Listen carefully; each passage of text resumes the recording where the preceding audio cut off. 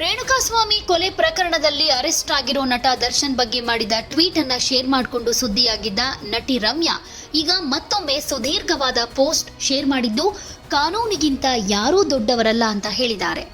ಗುರುವಾರ ಮಧ್ಯಾಹ್ನ ತಮ್ಮ ಎಕ್ಸ್ ಪೋಸ್ಟ್ನಲ್ಲಿ ಕರ್ನಾಟಕ ಪೊಲೀಸರಿಗೆ ಸಲ್ಯೂಟ್ ಎಂದಿದ್ದ ರಮ್ಯಾ ಈಗ ರಾಜ್ಯದಲ್ಲಿ ಸುದ್ದಿಯಲ್ಲಿರೋ ಪ್ರಮುಖ 3 ಪ್ರಕರಣಗಳ ಬಗ್ಗೆಯೂ ಮಾತನಾಡಿದ್ದಾರೆ. ಸಾಮಾಜಿಕ ಮಾಧ್ಯಮಗಳಲ್ಲಿ ಬ್ಲಾಕ್ ಮಾಡುವ ಆಯ್ಕೆ ಕೊಟ್ಟಿರೋದರ ಹಿಂದೆ ಕಾರಣ ಇದೆ. ಬ್ಲಾಕ್ ಮಾಡಿದ ಮೇಲೂ ನಿಮ್ಮನ್ನ ಟ್ರೋಲ್ ಮಾಡ್ತಾ ಇದ್ದಾರೆ ಅಂದ್ರೆ ನೀವು ದೂರು ಕೊಡೋದಕ್ಕೂ ಕೂಡ ಅವಕಾಶ ಇರುತ್ತೆ. ಟ್ರೋಲ್ ಮಾಡೋರು ನನ್ನ ಬಗ್ಗೆ ಏನೆಲ್ಲ ಮಾತನಾಡಿದ್ರು, ಅಸಹ್ಯ ಭಾಷೆಗಳನ್ನ ಬಳಸಿ ಟ್ರೋಲ್ ಮಾಡಿದ್ರು. ನನ್ನೊಬ್ಳನ್ನ ಮಾತ್ರ ಅಲ್ಲ, ಬೇರೆ ನಟ ನಟಿಯರನ್ನೂ ಕೂಡ ಟ್ರೋಲ್ ಮಾಡಿದ್ದಾರೆ. ಎಂತಹ ಕೆಟ್ಟ ಸಮಾಜದಲ್ಲಿ ನಾವಿದೀವಿ ಅಂದ್ರೆ ಹೀರೋ, ಹೀರೋಯಿನ್, ಮಕ್ಕಳು ಮತ್ತು ಪತ್ನಿಯರನ್ನೂ ಬಿಡದೆ ಟ್ರೋಲ್ ಮಾಡಿದ್ದಾರೆ.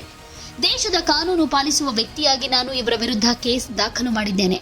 ಕೆಲವೊಮ್ಮೆ ಟ್ರೋಲ್ ಮಾಡೋ ವ್ಯಕ್ತಿಗಳಿಗೆ ಪೊಲೀಸರು ಸಣ್ಣ ವಾರ್ನಿಂಗ್ ಕೊಟ್ಟರೂ ಸಾಕು, ಸುಮ್ಮನಾಗ್ತಾರೆ. ಆ ನಂತರ ನಾನು ಅವರ ಮೇಲೆ ಹಾಕಿದ್ದ ಕೇಸ್ಗಳನ್ನ ವಾಪಸ್ ತೆಗೆದುಕೊಂಡಿದ್ದೀನಿ. ಟ್ರೋಲ್ ಮಾಡೋರು ಹೆಚ್ಚಾಗಿ ಯುವಕರು, ಅವರಿಗೆ ಭವಿಷ್ಯ ಇದೆ. ಆದರೆ ಹೆಸರಿಲ್ಲದ ಸೋಷಿಯಲ್ ಮೀಡಿಯಾ ಹ್ಯಾಂಡಲ್ ಬಳಸಿ ಟ್ರೋಲ್ ಮಾಡಿ ತಮ್ಮ ಜೀವನ ಹಾಳು ಮಾಡ್ಕೊಳ್ತಾರೆ.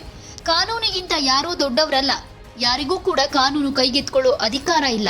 ಟ್ರೋಲ್ ಮಾಡಿದವರನ್ನ ಹುಡುಕೊಂಡು ಹೋಗಿ ಕೊಲೆ ಮಾಡೋದನ್ನ ಯಾರೂ ಮಾಡಬಾರದು. ಇಂತಹ ವಿಚಾರಕ್ಕೆ ಒಂದು ಸಣ್ಣ ದೂರು ಕೊಟ್ಟರೂ ಸಾಕಾಗುತ್ತೆ. ಇಂತಹ ಪರಿಸ್ಥಿತಿಯಲ್ಲಿ ತಮ್ಮ ಕರ್ತವ್ಯ ನಿಭಾಯಿಸಿದ ಪೊಲೀಸರ ಬಗ್ಗೆ ಗೌರವ ಹಾಗೂ ಮೆಚ್ಚುಗೆ ವ್ಯಕ್ತಪಡಿಸ್ತೀನಿ. ಪೊಲೀಸರದ್ದು ಥ್ಯಾಂಕ್ಲೆಸ್ ಕೆಲಸ. ತಮ್ಮ ಮಿತಿಯಲ್ಲಿ ಅವರು ಸಮರ್ಥವಾಗಿ ಕೆಲಸ ಮಾಡ್ತಿದ್ದಾರೆ. ರಾಜಕೀಯ ಒತ್ತಡಕ್ಕೆ ಪೊಲೀಸರು ಬಗ್ಗಬಾರದು ಅಂತ ನಾನು ಬಯಸ್ತೀನಿ. ದೇಶದ ಕಾನೂನಿನ ಮೇಲೆ ಜನಸಾಮಾನ್ಯರಿಗೆ ವಿಶ್ವಾಸ ಮೂಡಿಸೋ ಕೆಲಸ ಮಾಡಬೇಕು ಅಂತ ಹೇಳಿರೋ ರಮ್ಯಾ, ಜಸ್ಟಿಸ್ ಫಾರ್ ರೇಣುಕಾಸ್ವಾಮಿ, ದರ್ಶನ್, ಯಡಿಯೂರಪ್ಪ ಹಾಗೂ ಪ್ರಜ್ವಲ್ ರೇವಣ್ಣ ಹ್ಯಾಶ್ಟ್ಯಾಗ್ ಬಳಸಿದ್ದಾರೆ. ರಾಜ್ಯದಲ್ಲಿ ಸದ್ಯ ಯಡಿಯೂರಪ್ಪ ಫೋಕ್ಸೋ ಪ್ರಕರಣ, ಪ್ರಜ್ವಲ್ ರೇವಣ್ಣ ಪೆನ್ ಡ್ರೈವ್ ಪ್ರಕರಣ ಮತ್ತು ದರ್ಶನ್ ಬಂಧನ ಪ್ರಕರಣ ಪೊಲೀಸರಿಗೆ ಸವಾಲಾಗಿದೆ.